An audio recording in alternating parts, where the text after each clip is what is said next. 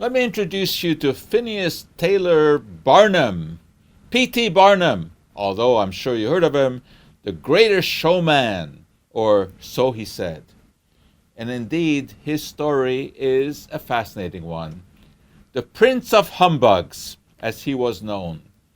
But to Barnum, humbug did not mean the same thing as it meant to most people. To most, it meant some kind of a hoax.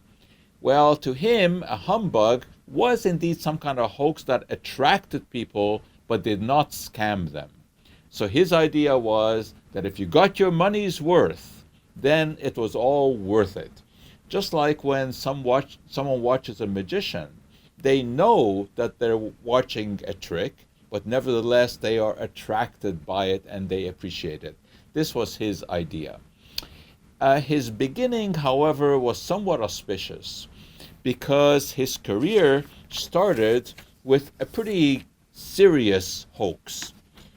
And that involved a lady who was supposedly 161 years old, Joyce Hith, that he exhibited and claimed that she had been George Washington's nursemaid. This was obvious nonsense. It also had sort of racist overtones, although later in his career he apologized for exhibiting her. And then came his series of humbugs, or hoaxes that were meant to please the public. One of the classic ones was the Fiji mermaid that he exhibited at his museum.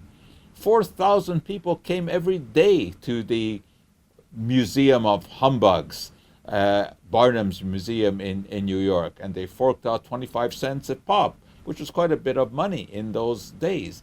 And they saw all kinds of interesting things. Now, of course, this was not a real mermaid. There are no real mermaids. It was all made from the skeleton of a fish and a monkey. But nevertheless, people stood in line to take a look at this. And then, of course, there were other exhibits, like the bearded lady, Annie Jones, who suffered from hirsutism. And this was all real. This was not a fake. She really was hairy like that. And people came from miles around to watch Barnum's all kinds of humbugs. But then, later on in his life, he had kind of a turn. And he decided that he was going to expose the real humbugs, the real fakes. And he wrote really a wonderful book in which he even offered a prize to anyone who could demonstrate that mediums talk to the dead. This was long before Houdini had the same kind of an idea.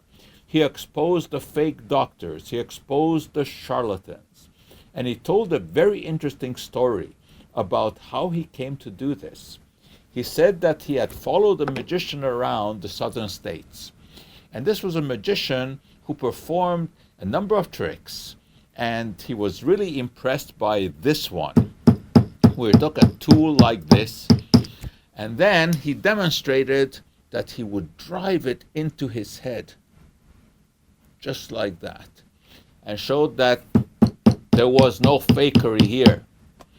And then the next day, he got his audience interested even more when he said he was going to reveal the trick.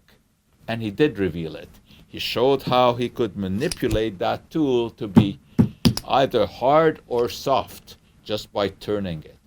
And this caused a lot of skepticism in the audience. They learned how to look at things and see what is behind the scene. And he said that this is what he was going to do in his book.